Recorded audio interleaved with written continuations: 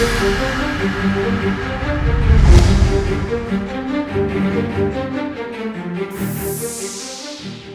guys, this is Reinhardt and this is gonna be the best, I'm talking about the best problem and solutions video for Unholy decay pet management video. And the second video I'm gonna make will be actually about the Unholy decay pet management. So the problems we're gonna have here is gonna be about the Gargoyle, our Ghoul, and how to heal our pets. I spent a lot of time recently watching at other people's guides and actually my own guide. And here's the problems that I found. The very first one is, it's all about me. I like myself. The second problem is, this is my way or highway. In most of the guides they're briefly mentioning the problems but not giving a lot of solutions. So what does usually other guides do? The problems with those is that they create miniature versions of themselves. They're not allowing you to create your own solutions. You do not solve the problems yourself, and it is decent, it does help, but it kind of leaves people in the dark in terms of what they actually can do themselves. So how is this video gonna be any different? Well, I'm gonna give you a list of problems that we have with our pet management, and I'm gonna give you a list of solutions, and from there I'm gonna actually address them and you will choose yours. For the solutions I'll give you pluses and minuses and you will get to choose or create your own. I'll also show you sort of like a concepts of what would be the best way to and how would be the best way to manage your pet in a particular situation. But all the creativity is still gonna be in you on deciding what you will need to do. And the last but not least, but this video is gonna be actually divided into 3 different portions: beginner, intermediate, and advanced management. For whatever stage you're in, you can find yourself something you can actually learn here. Probably one of the biggest problems is actually too much pet management versus your own management. The more attention you pay to your pet, yes, you can be absolutely amazing at it, but on the other hand, you can actually miss out on a few important things that are happening in the battle. You couldn't be focusing too much on your own personal, so to say, rotation positioning. Now with a particular Ghoul stun energy problems, we have it runs out on energy to perform a stun. So the biggest question would be to claw or not to claw. And there's sort of like comes down to utilities of instant stun versus some potential damage loss because of the claw. So for the solutions I have the following. You can bind the claw separately, but the problem with binding the claw separately is that you might be doing too much keybinds. Imagine clawing every 2 or 3 seconds separately, and it might actually take so much just your attention off what is going on, or even your personal rotation. The other one is just don't worry about it. You're not gonna get your instant cast stun. There might be 2 or 3 second delay. Hey, don't worry about it. Play with autocast on and off. Yes, you can sometimes put an petautocastclaw off, get a stun, put it back on, but ultimately what it comes down to will be your own choice, or maybe the solution you can come up with yourself to fix it. You already have the problem in your head that you will need to be working on. Here's I found a solution that works for me. I'm actually gonna be using petautocastclaw on, and I'm gonna be using put a petautocastclaw on this macro, and I actually bind it into a separate of my macros, and one of those is my Horn of Winter. That's probably it's the main one, and the second one is Chain of Ice. So let's take a look at my Chain of Ice. I played it with it a little bit. Oh yeah, it's still there. Good. For the strikes like Scourge Strike or Necrotic Strike, that's PV1. That's PP1. Yeah, I was playing around along with it, because this is not my first take on the video, by the way. And it's still there. So it's now no longer is there. And the reason why it's gonna be only on my Horn of Winter and Chain of Ice is because those are frequently usable, but not that frequently, so it won't interfere with your stun. And once a pet is, let's say you want to do a pet stun, just put a petautocastclaw off. And my pet was at 0 energy and still got off right now within a second and a half. It was literally at 0 energy. Now you don't always get unlucky like that. Now I'll do my Horn of Winter, and there is no macro for Horn of Winter standing on my thing. Oh yeah, of course it doesn't, because it's my RBG spec. Fail. Okay, there it is. So now I'm doing my Horn of Winter and it's on. So with that said, this is the way I'm using it. Now your solutions are actually very simple. You can actually deactivate petautocastclaw off, and you can macro your claw into your plug strike and necrotic strike death coil like other DKs do. Some of the DKs do. The problem with that, in my opinion, is that still you're trying to treat the problem with a different problem. It's like most of the American medicine. Hey, are you depressed? Here's the symbol that can help. But if you have a thoughts of suicidal, please call your doctor, because you might actually want to commit suicide from drinking our treatment. Bogus. So this is sort of like that when you macro the cast claw into your ability. Something similar to that. Let's say this is my score strike / cast claw. So my cast claw is on that, and let me put my pet on, and my pet will do the claws, as you guys can see. But it still depletes of the energy, so if you need to do a pet stun, you what? Have to stop casting your necrotic strike for a second and a half and then start casting it again. It's basically the same problem with the just petautocastclaw on. And I think petautocastclaw on is actually lesser of the evils, to be honest. Because from what I've seen, when you deactivating petautocastclaw off, at least it's not attacking, it's no longer doing claws. But if you do that and you have to wait for 1 second, but you also need to get that necrotic strike in your rotation, your pet will claw again, and you'll have to wait again for a second and a half in order to your pet to get enough energy to stun again. And if you necrotic strike again, it's going to do the same thing again. So this is what I'm actually doing myself. This is my personal Ghoul stun energy solutions, sort of say. I'm putting the line petautocastclaw off in any of my target stun and focus stun macros. Something like this one: short tooltip, petautocastclaw off, petfollow, petattack, and cast target at target Gnaw.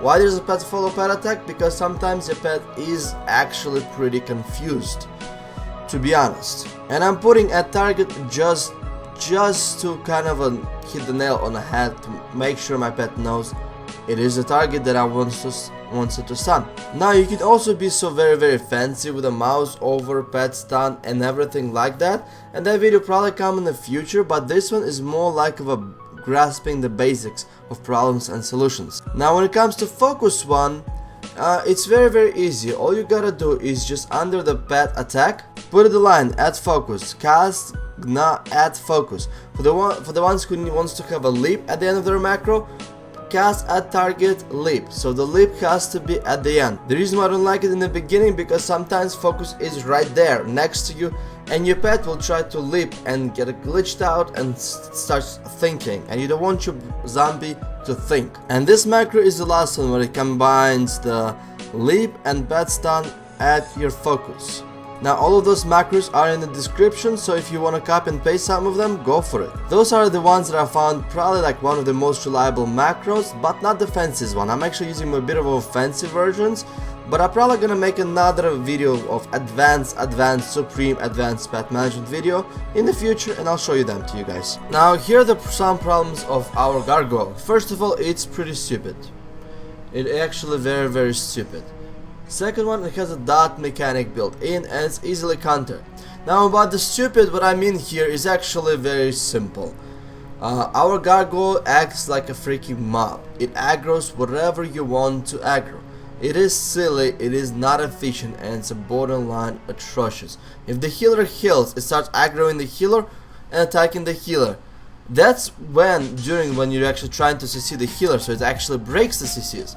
Another thing, it actually responds to a freaking taunt. You can taunt the Gargoyle. I know you can taunt the Ghoul, but at least the Ghoul is a little bit smarter over the consistency. For Gargoyle, not really. The other one, it has a dot mechanic built in. That means that it literally takes a picture of your stats, of your haste, of your attack power on the moment when you're summoning it. So if whatever procs you're gonna get after you summon it, strength procs, Fallen Crusader, trinket procs, it's not gonna be affected. It's still gonna be whatever you did when you summon it. So your best time would be to summon, when you have all your procs and stuff. And last, this can be easily countered via line of sight, shackle, and turn evil. Can be also interrupted, but there's not much you can do about it. But the thing you can do about it is the shackle and then turn evil. So if you're on the priest, he won't be able to get the shackle off unless you mess up something badly. And if you're not on the priest, well, guess what? Have him on the focus grip, focus strangulate. Same thing with the poly. But on the poly, keep in mind their instant cast turn evil is 8-second cooldown. So once you enrage your pet, and he fears you enraged pet, guess what? Pop a gargoyle, and at about 7 seconds in, strangulate him, and then stun him, and then ask for some other CC. Guess what? During that time, he won't be able to counter any of your pets, and you will do a lot of damage. But when it comes to line of sight, switch. Switch is your best friend. I like switches. Everybody likes switches. If you're not gonna be switching and you're gonna try for your gargoyle to run all around the pillar trying to attack your target, you're losing your valuable time because gargoyle doesn't last forever and you're basically gonna mess up and waste a cooldown. So just do a switch and provide a counter pressure on the other target. Now for the solutions I already said, I just want to reiterate them. The solutions are: be the boss, order your pet follow, pet attack, watch it, literally watch it. Now pop the trinkets before the gargoyle, pop all your procs before you're summoning gargoyle, and I'm gonna give you macros after I'm gonna actually zoom in and show you some pretty stuff. And switch CC, okay? Strangulate the healer so they won't be able to control your pet. If it line of sight, go ahead and switch. And ask for the other players on your team to actually CC the healer so your gargoyle can do the most uptime it possibly can, because the motherfucker does good amount of damage. Now let's take a look at the actual recording I made in the game so you guys could actually see what I'm talking about more closely, so to say. The second one is your gargoyle, and I'm gonna use this gargoyle out of my spellbook, not because I'm a noob, but because I want to show you something later on down the future. So I'm gonna use my gargoyle out here. So there's my gargoyle, and I had Unholy strengths and Titanic strengths, full stacks. And there we go, hits for 8k baseline. Now it's... You see how I ordered my pet to attack this? But my gargoyle just went to me and then the pet started following attacking it. Now they both attack that. Your gargoyle is actually a little bit bugged out, especially when you do switches. Most of the DKs, they pop their gargoyle and then the gargoyle is just attacking random target, and that's very efficient, because you wanna have gargoyle attack your target or the one you're trying to kill. On top of it, when the healer is trying to heal through the damage, the gargoyle actually gets aggroed by a healer because it thinks it's a freaking mob, just a regular mob, not a beautiful creature. I think it has actually very low self-esteem. And basically, it starts stacking the healer from the heals. It also can be taunted, which is really suckish part. So you can macro pet follow, pet attack into your vast array, and I'm gonna be actually talking about where you can macro. But one of the ones you can macro is into you actually macro for summoning gargoyle. And yes, you do need to have a macro for it. So that's basically it, the problem with the gargoyle. The other problem is it can be CC'd via paladins, turn undead, or whatever the shit called that actually makes fear them. It can be shackled, can be interrupted, can be line of sighted. If it's line of sighted, switch. Yeah, switch. You don't want your gargoyle fly over the freaking edge. Switch. Trust me. Everybody's gonna love you. Your partner's gonna love you. Don't let your gargoyle go across the map around the pillar just so you could DPS the target. Switch. Also for the gargoyles, what you need to do is you basically gonna have to strangulate and pet stun the healer, or ask for some CC on the healer, especially on the paladin, so he can fear it. Or if the paladin feared it and you know it's an 8-second cooldown, go ahead and pop it. And after 8 seconds, go ahead and stun him, go ahead and strangulate him, and that puts your pet up to, I would say, roughly 16 seconds of uninterruptible casting, unless the other person would like to interrupt your gargoyle, which is still not a big deal. Okay? Now, my gargoyle CD is still 30 seconds left. 30 seconds. Now my gargoyle is ready. And to demonstrate you guys more how the gargoyle works and gets a picture of your stats when it comes to trinkets, Fallen Crusader procs, and the trinket procs, and the activated trinket. By the way, this is me just recording my audio over on top of the gameplay, so I'm gonna switch it back in a second. So to actually show you guys that, I'm gonna summon another gargoyle, but this time I'm just gonna summon the activated trinket. So let's get started and let's take a look at it. So remember, the damage for my pet was 8k baseline, but that 8k was with the 10 stacks of my this trinket and Fallen Crusader. But this time I'm gonna get all those stacks, and I'm also gonna get my Fallen Crusader, and I'm also gonna activate the trinket, and you guys are gonna see the difference. The damage was 8065, and this time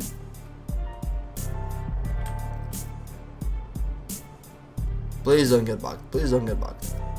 It's 11,000 baseline. 11,000, it's 3,000 difference per strike, per gargoyle strike. It's basically, I think I would say about 30,000 difference.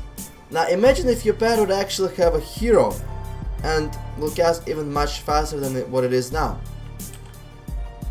Pretty crazy, huh? I'm gonna actually show a recount right now once my pet is gonna be done. It looks like it's done. It shows me an S. So let's get started. So let's see. Training dummy out here. My Evan Gargoyle did 180k damage.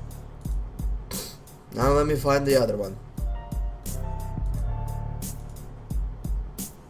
And maybe it's there, maybe so. Oh yes. And this time it did 55k damage. Ah, well, because I was following petattacking a lot too much. But it does hit a lot harder. The Gargoyle strike here crit for 60k. Max did 8065. Average was 7900. Now if we look at the first one, it didn't critical strike. Oh well, whatever. But 11,263 average crit hit. So the best use for Unholy is wait for you to get procs. And one of the main things is to get your Fallen Crusader proc. So when it comes to Gargoyle Macros, they're actually very easy. Just use petfollow, petattack whenever your gargoyle is not attacking the right target. And also put them into your summon gargoyle macro, which is /petfollow, petattack. And then also if your orc pop the blood fury ratio, because it does actually help your gargoyle quite a bit. And most important, use a cataclysmic gladiator's badge of victory. To whatever activated trinket you have, just macro it and put /use in front of it first. And then use a summon gargoyle. The reason why summon gargoyle is at the end, because you want to pop all of your procs, get all your procs first before the summoning. So just because I have a cataclysmic gladiator badge of victory first here, it actually makes a big difference. If I put it after the cast summon gargoyle, it won't affect it anyhow at all. And needless to say, make sure guys you're popping your stuff when it would be the best time to do it, when you have the most CC on the healer or your two pets are in rage. Just try to be smart about it on when to pop your gargoyle. Don't pop it for the sake of popping, pop it when you actually want to put out a lot of pressure or even possibly get a kill. The last thing I want to talk to you guys about is actually healing your ghoul, having your ghoul to survive. There's a lot of questions been thrown out at me, and I was been thinking like, what exactly do I do and why am I not actually having a lot of problems with that? Well, it's actually very simple. We have a couple different survivability tools for our ghoul, which is Huddle, Heal Ghoul, and ultimately is when it would be the best time to use both, one or the other. So the questions are out here and actually very simple. And I'm gonna answer it actually in the recorded live match that I was doing. The last problem what I'm gonna show you guys is actually your pet dying, because somebody decides to damage your pet. And as affliction luck, oh god, I'm actually quite hardly put all the dots I possibly can on the pad and put a curse of elements on the pad because I like it. I honestly do like it, but your pad actually doesn't do a jack shit. It dies and Unholy becomes quite useless. So once your pet is not even in rage still, this is a dead zone by the way. Once your pet is not enraged, you might want to use your death close to heal your pet if somebody's damaging. Yes, use your death close to heal your pet and thank your enemy for damaging your pet, because there's a cliff of Death's Embrace, and it basically refunds you 20 runic power whenever you heal your pet. So it costs 14 runic power to heal your pet once. The whole 5 stacks are actually 70 runic power. 70! The 5 stacks to get your pet enraged if it doesn't take any damage, or you have to death call offensively. Well, it's basically you'll need 5 times 34, it's 170. But when they're damaging your pet and you're healing it with death call, it only requires 70. 70. It's a good counter pressure. So heal your pet when it's in this form. Don't use huddle. When you use huddle, it's casting it. It's channeling huddle, not in enraged form. And in that form, it misses out on a lot of utilities that you want to use it, or even damage. But once your pet is enraged, right now, let's say it's enraged, lay off. Seriously, lay off of your healing on the pet unless it's dying, and use your huddle because it becomes an instant cast.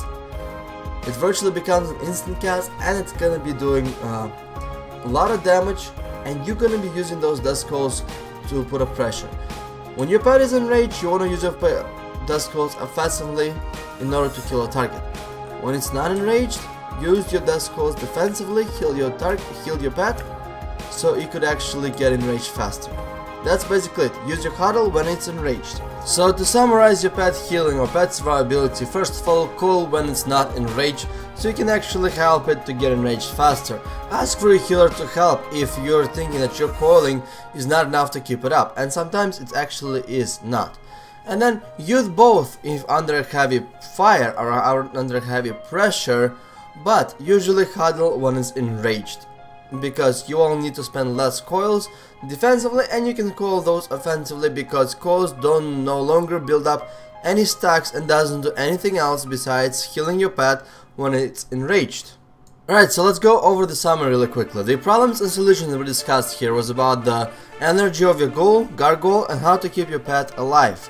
I hope you guys enjoyed it, and I'm planning on release the beauty, the masterpiece of Unholy DK pet management video very soon, and it's gonna have 3 different difficulties: beginner, intermediate, and advanced.